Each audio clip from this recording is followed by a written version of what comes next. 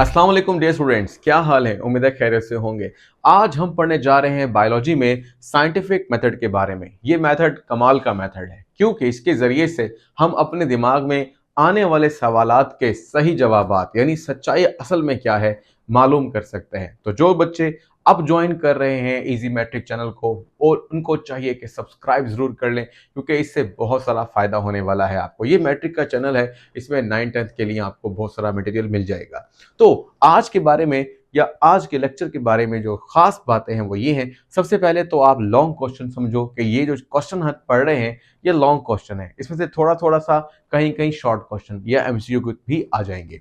तो सबसे पहले बात करते हैं लॉन्ग क्वेश्चन की कि लॉन्ग क्वेश्चन बनेगा कैसे। देखो यहाँ पे लिखा हुआ है राइट डाउन द साइंटिफिक और बायोलॉजिकल मेथड। वैसे तो हमारे पास हेडिंग साइंटिफिक मेथड के हिसाब से है, लेकिन चूंकि बायोलॉजी साइंस की ब्रांच है तो बात यह है कि हम इसको साइंटिफिक मेथड बोल सकते हैं। लेकिन जब हम पर्टिकुलरली कोई ऐसी एग्जांपल या प्रॉब्लम सॉल्व कर रहे हैं जिसका ताल्लुक बायोलॉजी से होगा तो इस साइंटिफिक मेथड का नाम बदल दिया जाएगा, फिर ये बन जाएगा बायोलॉजिकल मेथड। इसी तरीके से अगर हम केमिकल कोई प्रॉब्लम सॉल्व करें तो इसको केमिकल प्रॉब्लम या केमिकल प्रॉब्लम का सलूशन मानने वाला केमिकल मेथड भी बोला जा सकता है, फिजिकल मेथड बोला जा सकता है। बहरहाल हमारे 9th-10th के अंदर यानी मैट्रिक के अंदर ये वाला साइंटिफिक मेथड या बायोलॉजिकल मेथड के नाम से ही ज्यादा पुकारा जा रहा है।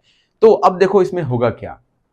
सबसे पहले आपको ये समझ में आना चाहिए कि इसके बारे में थोड़ा सा इंट्रोडक्शन है। वो क्या लिखता है, साइंटिस्ट फॉलो स्पेसिफिक स्टेप्स। कुछ खास स्टेप्स हैं, अगर उनको फॉलो कर लिया जाए तो ऑटोमेटिकली आपको सच्चाई का इल्म होगा। इन्हीं प्रोसेसेस को यानी स्टेप्स को जो हम फॉलो कर रहे हैं कॉल्ड साइंटिफिक मेथड। तो ये इसकी डेफिनेशन भी है और in biology this process is called biological method.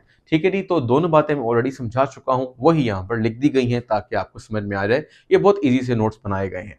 इसके बाद हम चलते हैं आगे और ये आपके पास है वो स्टेप्स जो स्टेप्स आपने फॉलो करने हैं। जैसे मिसाल के तौर पर पहला स्टेप है रिकॉग्निशन ऑफ अ प्रॉब्लम। एक प्रॉब्लम आएगा तो मेथड स्टार्ट होगा ना। प्रॉब्लम कुछ भी हो सकता है। प्रॉब्लम ये हो सकता है कि हो सकता है आपके दिमाग पे कोई सवाल आ जाए, आप सामने कोई चीज देखें तो आप सोचें कि ये क्यों है, ये कहाँ से आया है, तो ये भी प्रॉब्लम है। ठीक है, बीमारी क्यों हो रही है, सबको प्रॉब्लम है। तो ये प्रॉब्लम कई तरह के हो सकते हैं। Second one is observation.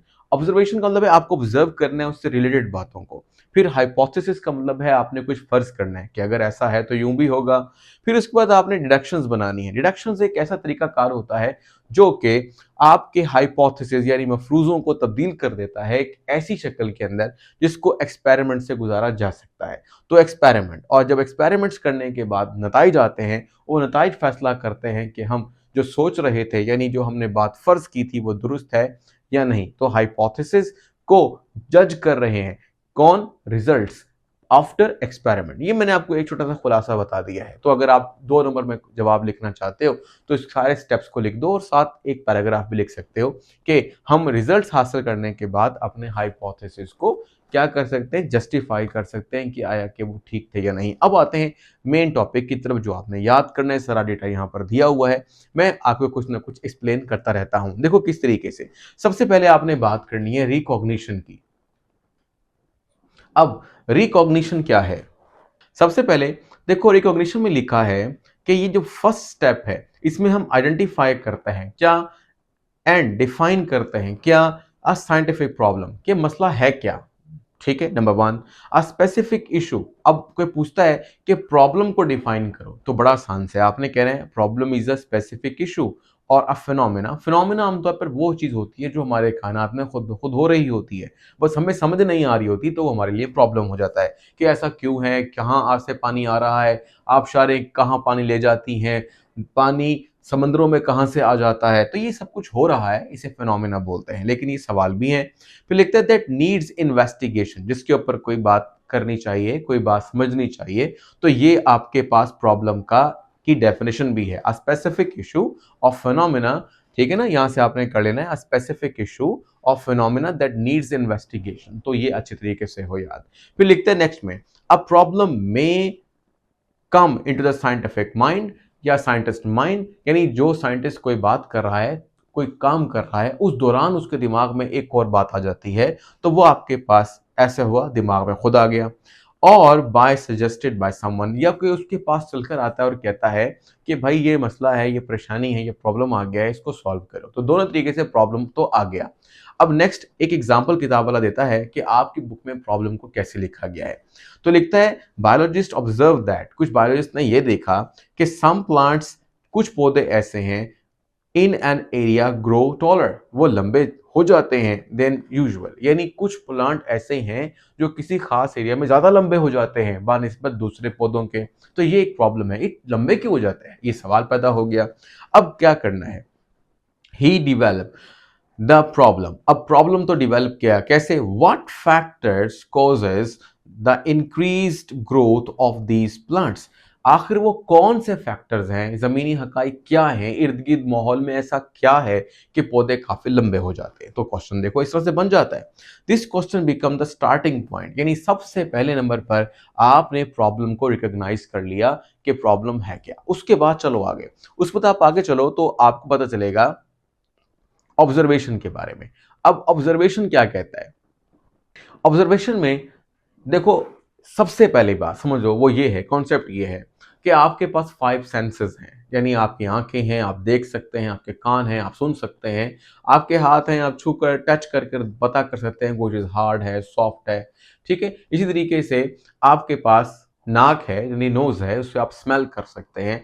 तो इस तरह आपके पास जो 5 सेंसेस हैं, देखना, सुनना, सूंघना, चखना, ये सब चीज़ें जो हैं, और साथ छूना भी लगा लो, मतलब आपके पास 5 सेंसेस हैं। उन सेंसेस का इस्तेमाल करते हुए जो भी आप बाहर से अंदर ले रहे हो, आंखों से पिक्चर की शक्ल में डेटा ले रहे हो, इसी तरीके से कानों से बाहर से आवाज़ें सुनकर दिमाग को बता रहे हो, तो इस तरह से इनटेक करना ये ऑब्जर्वेशन होती है। तो फिलहाल हमारी बुक ने इसको आसान करके लिखा है, वो कहता है कि हमारे पास 5 सेंसेस हैं। अब क्या करोगे, they also review previous research, यानी सिर्फ वो ये नहीं कि जो उन्होंने ऑब्जर्व किया है वही लेंगे, बल्कि कुछ पुराने लोगों ने भी कुछ बुक्स में लिखा होगा, कुछ अपने पेपर्स में लिखा होगा कि हमने ऐसा महसूस किया, तो उन लोगों के भी जो रिसर्चेज हैं वो भी कंसीडर कर ली जाएंगी एज अ ऑब्जर्वेशन। फिर उसके बाद लिखता है ऑब्जर्वेशन आर ऑफ 2 टाइप्स। अब यहाँ पर ऑब्जर्वेशन की 2 किस्में हैं। पहली जो किस्म है वो है क्वालिटेटिव ऑब्जर्वेशन। अब क्वालिटेटिव का मतलब होता है क्वालिटी से रिलेटेड, यानी एक ऐसी चीज जिसका जवाब आमतौर पर 2 होते हैं, हाँ या ना, ट्रू और फॉल्स, इस तरह को बोलते हैं क्वालिटेटिव, ठीक है। लेकिन इसके अंदर कुछ डेटा हमें मिलता है पर मजेदार नहीं मिलता। लेकिन असल चीज जिससे हम बहुत ज्यादा फायदा उठाते हैं वो क्वांटिटेटिव ऑब्जर्वेशंस हैं। इसके अंदर क्वांटिटीज होती हैं, नंबर्स होते हैं। जैसे मिसाल के तौर पर एक पौधा लंबा है और एक छोटा है, तो मैं कहता हूं पौधा कैसा है, आप कहते हैं लंबा, या ये पौधा कैसा है, आप कहते हैं छोटा। ये कौन सी ऑब्जर्वेशन है, ये है क्वालिटेटिव। अगर मैं कहूं कि बताओ ये जो लंबा प्लांट है ये कितने मीटर्स या सेंटीमीटर्स लंबा है, तो आप गिन के पैमाइश करके बताएंगे, तो ये एग्जैक्ट वैल्यूज होंगी। ये किस में जाएंगी, जो वैल्यूज होंगी वो क्वांटिटेटिव ऑब्जर्वेशन में जाएंगी। तो यहाँ पे लिखता है हमारी बुक में, this can not be measured with numbers, यानी क्वालिटेटिव वो होती हैं जो नंबर्स में नहीं होती।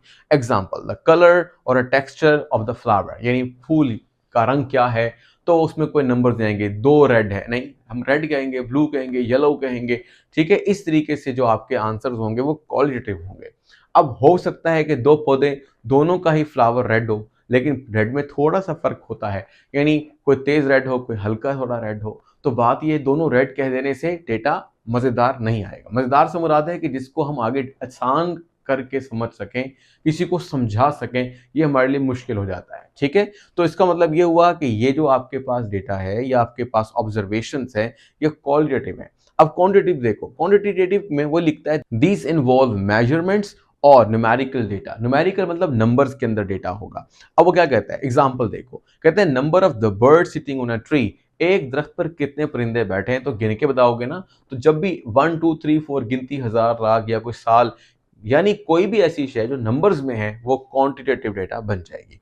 अच्छा, अब आता है डेटा, मैं इसलिए कह रहा हूं क्योंकि डेटा ही की शक्ल में हम इनको राइट करते हैं, या टेबल बनाते हैं या कोई पिक्चर बनाते हैं, ग्राफ बनाते हैं, तो वो सब क्वांटिटेटिव ऑब्जर्वेशन के लिए होती हैं, ठीक है। इसके अलावा क्वालिटेटिव भी बना सकते हैं। इसके लिए ग्राफ बहुत सादा से होते हैं। जैसे आपने कभी देखा होगा कि कुछ लोग वो होते हैं जो टंग रोलर होते हैं, वो जुबान को गोल कर सकते हैं यू शक्ल में, और कुछ नहीं कर सकते। तो 2 ही आंसर हैं, या तो रोलर है या नॉन रोलर है। तो इस तरीके से आप, ये भी एक डेटा है। येस और नो के अंदर आ रहा है। तो बहरहाल ये मैंने लंबी बात कर दी, बट आप इतना ही याद कर लो जितना यहाँ पर लिखा हुआ है, आसान सा है। इसके बाद कुछ और भी लिखा हुआ है। अब वो लिखता है कि आपके पास quantitative observations are more accurate, ये ज्यादा बेहतर है because they are measurable. Underline कर लो इसको, ये आपके एमसीक्यू बन सकता है। तीन की तीन बातें, मेजरेबल, इसको मालूम नापा जा सकता है, रिकॉर्डेड या रिकॉर्डेबल, इसको आप लिख सकते हो बाकायदा तौर पर, एंड ऑब्जेक्टिव होता है, और इसका मतलब ये होता है कि ये एक मखसूस होता है, खास होता है। यानी आप कह लें छोटा आंसर होता है, जैसे ना ऑब्जेक्टिव वो होते हैं क्वेश्चन जो छोटे आंसर होते हैं, सब्जेक्टिव बड़े आंसर होते हैं। तो ऑब्जेक्टिव का मतलब इसका ये टू द पॉइंट बात करता है। तो ये आपके पास तीन इसकी अहम प्रॉपर्टीज हैं। अगर इसमें ए, बी और सी ऑप्शन आ जाएंगी तो all of these D option में लिखा होगा, तो ये सारा दुरुस्त हो जाएंगे। तो ये आपका एमसीक्यू है। अब नेक्स्ट आते हैं हाइपोथेसिस पर। अब हाइपोथेसिस क्या है? हाइपोथेसिस में कहता है on the basis of observation, जब हम ऑब्जर्व करते हैं चीजों को, समझ जाते हैं कि ये क्या है, जितना हमें समझ में आ जाए, तो लिखता है scientist make a tentative. Tentative answer का मतलब होता है यानी मुमकिन जवाब, कि शायद इसका जवाब ये होगा, बस ये जवाब दुरुस्त भी हो सकता है और गलत भी हो सकता है, इसलिए तो इसको फर्ज किया हुआ मफरूजा बोलते हैं। यानी उस प्रॉब्लम का एक सोल्यूशन हम खुद बता देते हैं, भाई ऐसा कर लो, ठीक है। अब हो सकता है ऐसा करने से वो ठीक हो जाए वाकई में और ना भी हो, या उसका वो जवाब हो या ना हो, अब चेक करना तो पड़ेगा, लेकिन फिलहाल कुछ ना कुछ अपने दिमाग में लेकर आएंगे तो फिर उससे आगे नेक्स्ट स्टेप आएगा। कहते हैं दिस प्रोपोज्ड स्टेटमेंट, ये जो हमने स्टेटमेंट दी है, जवाब दिया है, मुमकिन जवाब दिया है, इज कॉल्ड हाइपोथेसिस। तो ये आपके पास एक शॉर्ट क्वेश्चन भी है कि व्हाट इज हाइपोथेसिस, तो वो आपने हाइपोथेसिस की डेफिनेशन यहां से कर लेनी है। फिर आता है नेक्स्ट के अंदर, for one problem several hypothesis can be made. जरूरी नहीं है कि एक जो प्रॉब्लम आया है उसका सवाल का जवाब एक ही होगा, हो सकता है आप कहें ये हो सकता है, ये नहीं होगा तो ये हो सकता है, ये नहीं तो ये, मतलब आप तीन चार जवाब उसके दे देंगे तो ये भी होगा। अब एग्जाम्पल के तौर पर कहते हैं कैरेक्टरिस्टिक्स ऑफ गुड हाइपोथेसिस। अब जो आप सोच रहे हो वो कैसा होना चाहिए, ये एक शॉर्ट क्वेश्चन बन जाएगा। What are the characteristics of good hypothesis, short question बना। अब जवाब सुनते जाओ। इट प्रोवाइड्स पॉसिबल आंसर, यानी इसका जवाब भी होना चाहिए। ये ना हो कि आप ऐसी चीज कह रहे हो जिसको हम समझ ही ना सकें। जैसे कोई कहे जी मैंने देखा कि रात को एक बंदर उड़ता हुआ जा रहा था, अब वो कहे जी दूसरा बंदा मुझे बंदर दिखाओ, नहीं मैं ही देख सकता हूं, तो इसका मतलब ये तरीका ठीक नहीं है। एक ऐसी बात होनी चाहिए जिसको आगे प्रोसीड किया जा सके, प्रोसेस किया जा सके। फिर लिखता है it agrees with the available observation, और इसका कुछ ना कुछ ताल्लुक हो जो पहले से मौजूद है, क्योंकि देखो हमारे इर्द गिर्द कुछ मौजूद होता है डेटा जिसके बारे में हम समझ चुके होते हैं, उसके बारे में जवाबात निकाल चुके होते हैं, तो उन जवाबात की बिना पर नए आने वाले सवाल को भी एक्सप्लेन किया जा सकता है। तो पहले से मौजूद जो हकाइक हो उनके साथ थोड़ा सा मैच करना चाहिए।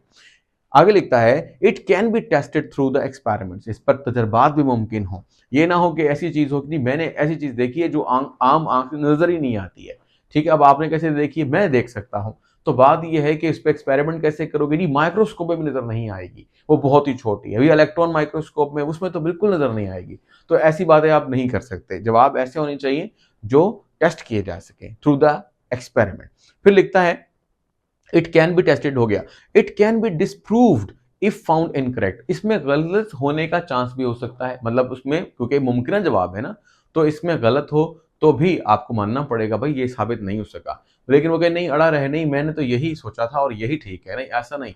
यानी उसके दो जवाब होने चाहिए, या तो वो स्टेटमेंट ठीक होगी या वो स्टेटमेंट गलत होगी, तो उसमें दोनों जवाब होंगे। तो ये एक अच्छा फर्ज की गई बात है, यह सवाल का जवाब है। अब इस जवाब में से कौन सा जवाब बेहतर है, उसके लिए हमें क्या होगा, इसको चेंज करना पड़ेगा। किसके अंदर, एक नई फॉर्म के अंदर, that is called deduction. Deduction क्या है? डिडक्शन जो है वो चलती है कुछ इस तरह की, लॉजिकल प्रिडिक्शन होती है। लॉजिकल से मुराद है कि अब इसको हम आगे एक्सपेरिमेंट में ले जाएंगे और हमारे लिए बात करना आसान रहेगी। जैसे मिसाल के तौर पर हम आगे चल के बात करते हैं, लेकिन यहां समझ लो इफ और देन का पैटर्न यूज होता है किसके अंदर, डिडक्शन के अंदर। अगर ऐसा है, इफ मतलब अगर ऐसा है, देन तो ऐसा होगा, ठीक है। जैसे मिसाल के तौर पर हम कहते हैं अगर परिंदों के पर हैं, और यानी तमाम परिंदों के पर होते हैं और चिड़िया भी एक परिंदा है, तो देन तो उसके भी पर होंगे। दोबारा सोच लो, तमाम परिंदों के पर हैं, ये क्या है, इफ। अगर तमाम परिंदों के पर हैं और चिड़िया भी एक परिंदा है, देन तो उस चिड़िया के भी पर होंगे। तो इस तरीके से इफ और देन करके आपने बात लेकर चलनी है। फिर क्या होगा, हम चेक करेंगे चिड़िया परिंदा है या नहीं, तो उसी हिसाब से जवाब भी आ जाएगा। फिलहाल हमारी बुक में जरा इस तरह लिखा है, एक हाइपोथेसिस बनाया गया। हाइपोथेसिस ये है, leaf discolouration and stunted growth. Leaf का सब्ज कलर यानी पत्तों का सब्ज रंग बदल जाए और स्टंटेड ग्रोथ और पत्तों की ग्रोथ ना हो in a plant are caused by iron deficiency in the soil. यानी इसका मतलब यह है कि अगर जमीन में पौधों को आयरन नहीं मिलेगा तो उसके लीफ की ग्रोथ सही नहीं होगी और कलर भी सब्ज नहीं रहेगा। ये आपके पास क्या है, एक हाइपोथेसिस। अब इसको हमें तजर्बे के काबिल बनाना है और इसी हाइपोथेसिस को डिडक्शन में चेंज करना है। अब डिडक्शन कैसे करोगे? If iron deficiency causes this symptoms, अगर पौधे के अंदर पत्ते की स्टंटेड ग्रोथ यानी खराब ग्रोथ और कलर में तब्दीली यानी ये अलामात हैं, then adding iron to the soil, तो अगर हम उस सॉइल में आयरन डाल दें जिसमें कमी है तो क्या होगा, it will make the leaf green, तो लीफ ग्रीन हो जाएंगे एंड इंप्रूव द ग्रोथ, और उसकी ग्रोथ भी बढ़ जाएगी। मतलब अब हम अगर वाकई में ये सोच रहे हैं, जवाब ये है हमारा कि पत्ते इसलिए ग्रो नहीं कर रहे कि सॉइल में क्या नहीं है, आयरन नहीं है। तो अब डिडक्शन बनाना यह है कि हम आयरन दे देंगे तो पौधे को फिर सही ग्रो करना चाहिए। तो वाकई तजर्बा तो किया जा सकता है इसके ऊपर। तो इसके बाद नेक्स्ट प्रोसेस आता है एक्सपेरिमेंट का। अब एक्सपेरिमेंट क्या कहता है? वो कहता है this is the most important step. देखो यहां पर इससे पहले पहले जो चीज फर्ज की गई, फिर बात की गई, फिर मुमकिन जवाब दिए गए, अगर आप यहां तक महदूद रहेंगे तो आप साइंस का नॉलेज नहीं पढ़ रहे हैं, आप आर्ट्स पढ़ रहे हैं। यहां तक आर्ट्स की कहानी है। किसी ने देखा किसी के पास 5 सर थे, उसने 5 सर जो है वो कैनवस पे लगा दिए, मतलब उसने एक ड्राइंग कर दी, उसने कहा मैंने ऐसा देखा है। ठीक है, प्रूफ के काबिल नहीं है पर ये आर्ट्स है, आर्टिस्टिक वर्क है। या किसी ने सोचा कि अगर मैं ऐसा बनाऊं कि आसमान से मछलियां गिर रही हों और वो उसको एक पेंट कर दे, तो ये उसकी तख्लीक भी है, ये उसकी सोच भी है। और इस तरह से हो सकता है कि वो एक ऐसी डायग्राम बनाए, शक्ल बनाए किसी इंसान की जिसके बाल जो हैं वो क्या हों, इस तरह हों कि हर बाल के अंदर एक नया फ्रूट लगा हुआ हो। तो ये एक तख्लीक कार है, लेकिन कभी ऐसा नहीं हो देखने को मिलेगा। क्यों? क्योंकि ये चीज़ें एक्सपेरिमेंट करने के बाद साबित नहीं होती, और एक्सपेरिमेंट करने के बाद जो चीज़ साबित होती है वो इल्म ही हम साइंस में रखते हैं और उसको हम सही मानते हैं। तो इसलिए कहा जा रहा है कि एक्सपेरिमेंट जो है वो सबसे कीमती चीज़ है। जैसे मिसाल हम यूँ लेते हैं, वो कहते हैं मोस्ट इंपॉर्टेंट स्टेप है, ठीक है, इन द साइंटिफिक मेथड और biological method. Scientist perform experiment to test the hypothesis. जब हाइपोथेसिस आ जाता है तो इसका मतलब होता है हाइपोथेसिस की जमा SIS भी हो सकता है और SES भी हो सकता है। बहरहाल ये आपने खुद ये इसमें कंफ्यूज हो तो कोई मसला नहीं, हाइपोथेसिस जो है वो यहाँ पर होंगे। अब वो लिखते हैं नेक्स्ट के अंदर, आफ्टर टेस्टिंग, जब टेस्ट किया जाता है, one hypothesis is usually accepted. चूंकि हमने मुमकिन जवाब काफी सारे दिए थे तो इनमें से कोई ना कोई एक जवाब सबसे ज्यादा रेलेवेंट होगा और वो दुरुस्त साबित भी होगा। एंड अदर्स, और जो बाकी हैं, आर रिजेक्टेड, उन्हें खत्म कर दिया जाएगा या उनको हम कहेंगे गलत थे, गलत सोचे गए थे। साइंटिस्ट में perform the further experiment to confirm, और हो सकता है कि उन्हें लगे कि अगर हम इस एक्सपेरिमेंट को एक नए तरीके से करें तो फिर हम देखते हैं क्या जवाब आता है। इस तरह जब भी हम उसको टेस्ट करेंगे, कई दफा टेस्ट करेंगे, तो तब जाकर हम उसके फाइनल रिजल्ट्स लेंगे। अब क्या होता है, तो फर्दर रिजल्ट्स में फिर कंफर्मेशन मिलती है। तो लिखता है एक्सपेरिमेंटल एंड कंट्रोल ग्रुप, ये आपके पास अलग से इंफॉर्मेशन भी है और आप इसको शामिल भी कर सकते हो। जैसे मिसाल के तौर पर मैं आपको पहले एग्जांपल देता हूं। आपको कहा जाता है कि अगर चाय पी जाए तो क्या होगा, तो अच्छी पढ़ाई होती है। ठीक है जी। अब आपने चेक करना है इसको। अब आप दो तरह के ग्रुप्स लोगे, 3-4 बच्चे एक ग्रुप में डाल दोगे, 3-4 स्टूडेंट्स एक ग्रुप में डाल दोगे। एक ग्रुप वो होगा जिस पर आप बेसिकली एक्सपेरिमेंट कर रहे हो, यानी एक ऐसा ग्रुप है जिसको आप चाय पिला दोगे और वो पढ़ता रहेगा, और एक दूसरा ग्रुप है जिसको आप चाय नहीं दोगे और उसको पढ़ने को कहोगे।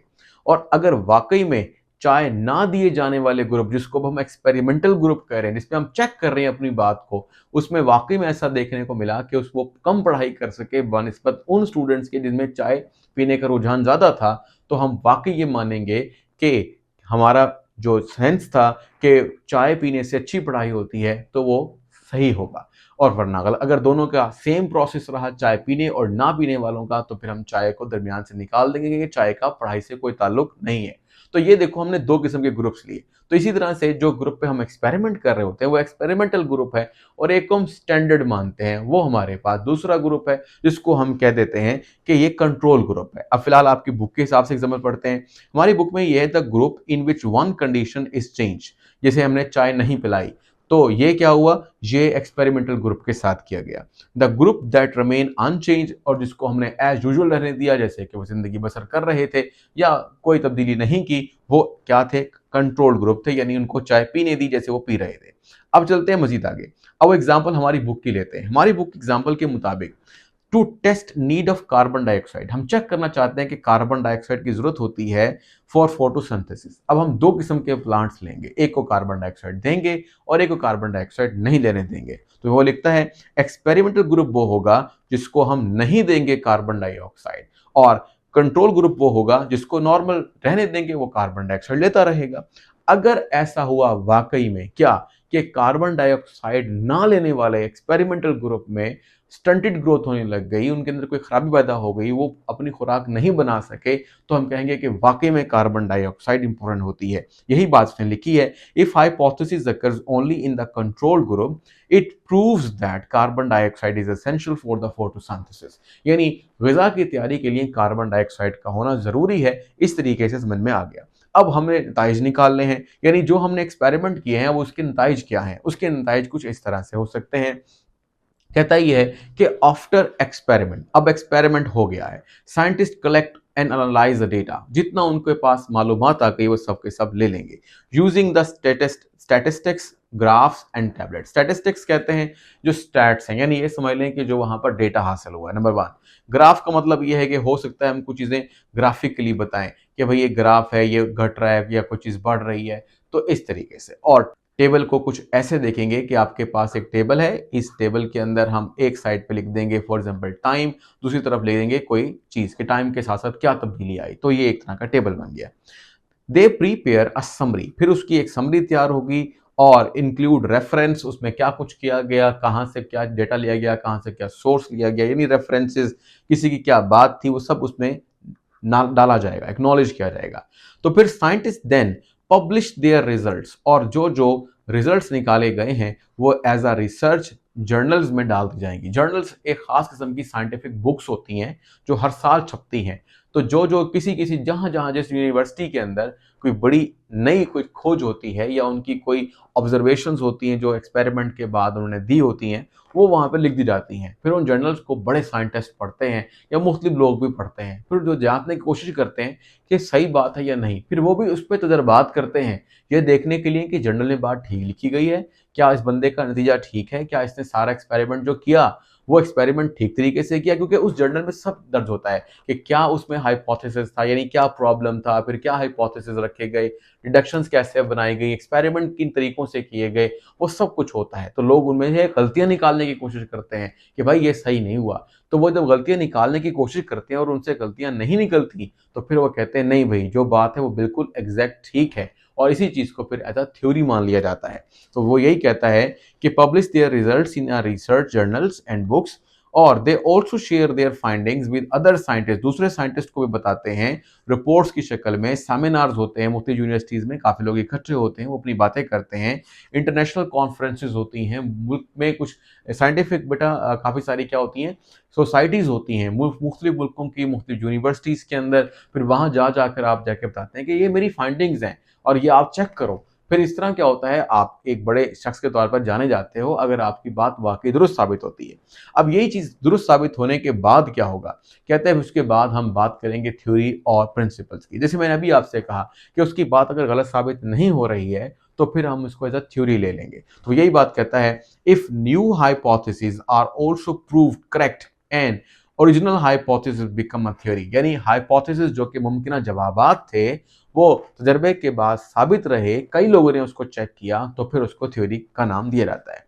अ थ्योरी, अगर ये शॉर्ट क्वेश्चन भी है, डिफाइन थ्योरी, ये एक शॉर्ट क्वेश्चन भी है, तो इसमें कहता है a theory is an explanation that is strongly supported by the evidence, जो कि सबूतों के साथ खड़ी रहे, सबूत उसके काफी मजबूत हों, and confirmed by many experiments, और उसको बार बार एक्सपेरिमेंट करने के बाद देखा जाए और वो ठीक रहे, तो फिर हम उसको क्या कहते हैं, थ्योरी। तो ये थ्योरी थियोरी की डेफिनेशन हो गई।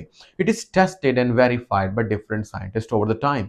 एग्जाम्पल के तौर पर देखो, अ थ्योरी ऑफ एवोल्यूशन, ये आपके पास एक एवोल्यूशन की थ्योरी थी जो बताती थी कि वक्त के साथ साथ जानवरों और पौधों में क्या तब्दीलियां रोनुमा होती हैं, how species change over the time through the process of the natural selection. यानी इसमें कहा जाता था कि जैसे जैसे वक्त गुजरता जाता है तो वो जानवर, वो पौधे जो ज़्यादा मजबूत होते हैं, जिनके कैरेक्टर अच्छे होते हैं, जो अपने आने वाले नए वक्त के साथ मुताबिकत रखते हैं, वो कायम और दायम रहते हैं, और जो पौधे जानवर अपने बदलते हुए माहौल से मुताबिकत नहीं रखते, उनके उनके साथ अडॉप्ट नहीं होते, तो वो ख़त्म होते जाते हैं। इसलिए बहुत सारी स्पीशीज़ जो किसी ज़माने में कभी थीं, वो अब नहीं हैं, और अब वो स्पीशीज़ ही सिर्फ बची हैं जो सबसे ज़्यादा मजबूत रही हैं। तो अगर आप इस दुनिया में मौजूद हैं, तो इसकी वजह यही है कि आपके आबा-ओ-अजदाद उन लोगों से जो उनके इर्द-गिर्द ख़त्म हो गए, से मजबूत रहे होंगे, और उन्होंने अपने माहौल में तब्दीली को महसूस करते हुए उनके साथ गुज़ारा किया होगा। जैसे एक शख्स है या जानवर है, वो क्या करता है शदीद सर्दी के अंदर, वो कहता है नहीं मैं कुछ नहीं करूँगा,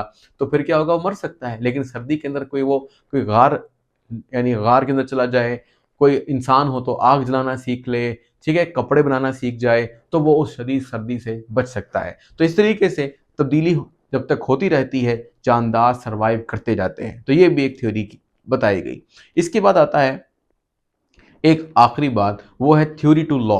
अब सवाल ये आखिरी हिस्सा है, यानी सवाल का आखिरी हिस्सा है कि एक वक्त ऐसा आता है कि थ्योरी को लॉ बना दिया जाता है, यानी वो एक मुसल्लमा हकीकत बन जाती है कि अब उसको कोई तब्दील नहीं कर सकेगा। ये कब होता है, इसके थोड़ा सा इसका प्रोसेस बता रहे हैं, मैं यहाँ बता रहा हूँ। If a theory is repeatedly confirmed, अगर अब जो थ्योरी बनी उन थ्योरीज को कुछ अर्सा रहने देते हैं, मुख्तलिफ वक्तों में मुख्तलिफ साइंटिस्ट और मुख्तलिफ जगहों के लोग उसको टेस्ट करते हैं, पढ़ते रहते हैं, जैसे आप भी कई थ्योरीज पढ़ते हैं, उनमें गलतियां निकालने की कोशिश करते हैं, उस पर बहस होती रहती है और नए एक्सपेरिमेंट होते हैं, लेकिन उसके बाद वो कंफर्म रहे, नेवर डिस्प्रूव, उसे कोई गलत साबित ना कर सके, इट बिकम साइंटिफिक लॉ और प्रिंसिपल। तो ये एक लॉ या कानून कानून कह सकते हैं लॉ को, ठीक है, प्रिंसिपल कहते हैं असूल को, तो ये कानून और असूल बना दिया जाता है। अब इसमें कोई गलती की गुंजाइश नहीं है, और फिर इस असूल की बिना पर आप बहुत सारे नए कुदरत के मज़ाहिर या फिनोमिना को एक्सप्लेन कर सकते हो।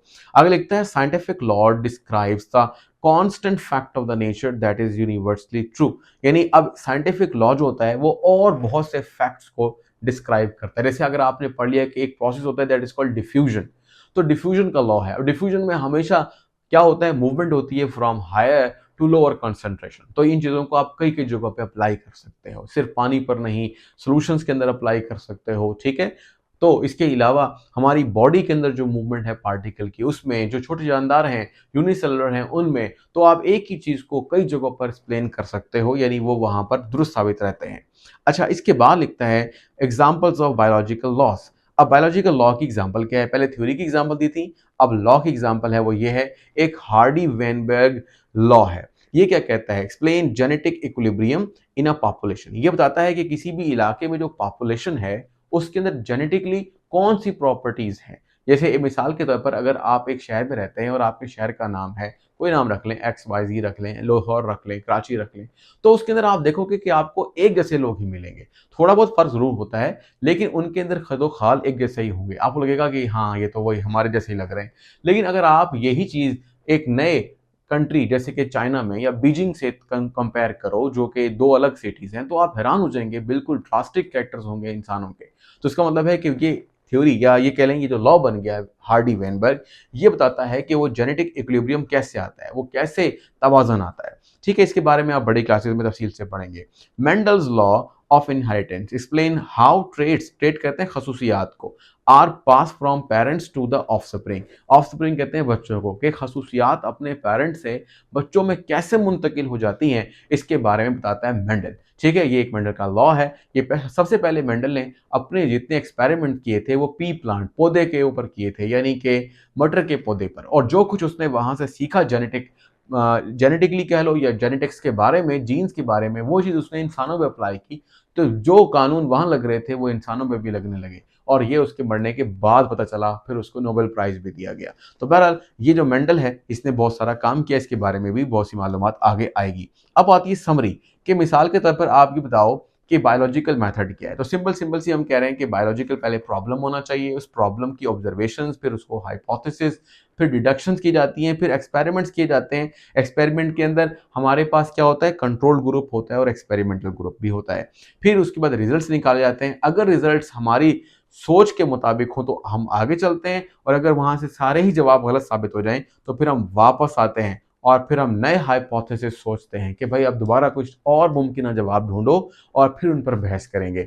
तो फिर अगर जब तक ये काम चलता रहता है, जब तक हमें प्रॉपरली कोई सवाल का जवाब नहीं मिल जाता, फिर उसके बाद थ्योरी बन जाती है, वही रिपोर्ट, वही जो डेटा है, और फिर उस थ्योरी को बिल आकर लॉ में तब्दील कर दिया जाता है। ये आपके पास एक शॉर्ट क्वेश्चन की शक्ल में भी आ सकता है कि आप एक फ्लो चार्ट बनाओ जिसमें साइंटिफिक मेथड नजर आ रहा हो, या फिर ऐसा भी हो सकता है कि आप अगर ऐसे न बनाना आता हो, मुश्किल लगता हो आपको, तो आप ऐसे करके भी लिख सकते हैं। ये भी सिमिलर वही चीज़ लिखी है जो ऊपर ड्रॉ किया हुआ है, लेकिन कोशिश क्या करें, ड्राइंग करना ज़रूर सीखें। आसान आसान सी तारीफें होती हैं और आसान सी ड्राइंग्स होती हैं, लेकिन ये बायोलॉजी में बहुत इम्पैक्ट डालती हैं, और इनको जोड़कर लिखोगे तो लॉन्ग क्वेश्चन, शॉर्ट क्वेश्चन भी बन जाते हैं।